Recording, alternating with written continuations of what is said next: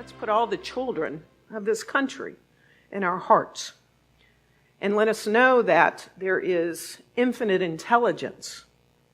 There is the power of love from source in life itself that knows how to bring forth that which keeps our children in this country safe, where they do not need to think about where they sit in a cafeteria. They do not need to think that it could happen to them next.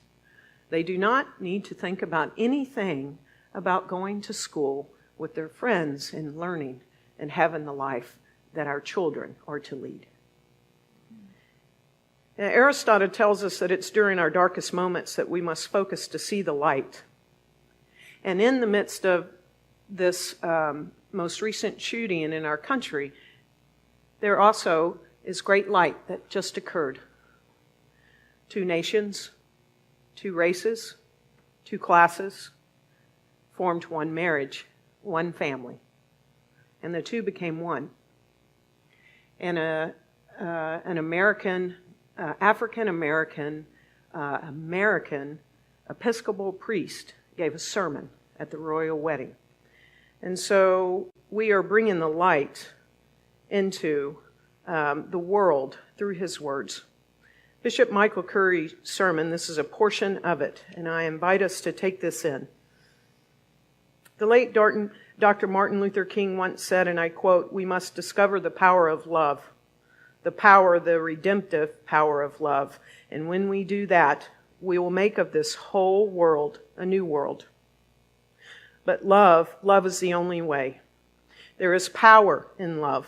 Don't underestimate it. Don't even over-sentimentalize it.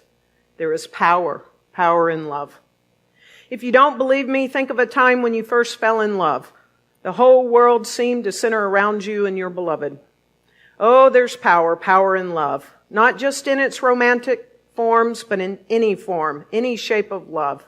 There's a certain sense in which when you are loved and you know it, when someone cares for you and you know it, when you love and you show it, it actually feels right. There's something right about it, and there's a reason for it. The reason has to do with the source. We were made by the power of love, and our lives are meant to be lived in that love. That's why we are here. Ultimately, the source of love is God itself, the source of love of all of our lives. When love is the way, unselfish, sacrificial, redemptive, when love is the way, then no child would go to bed hungry in this world ever again. When love is the way, we will let justice roll down like a mighty stream and righteousness like an ever-flowing brook. When love is the way, poverty will become history. When love is the way, the earth will become a sanctuary. When love is the way, we will lay down our swords and shields down by the riverside to study war no more. When love is the way, there's plenty good room for all of God's children. Because when love is the way, we actually treat each other well, like we are actually family. When love is the way, we know that God is the source of us all. And we are brothers and sisters, children of God. Brothers and sisters, that's a new heaven, a new earth, a new world, a new human family.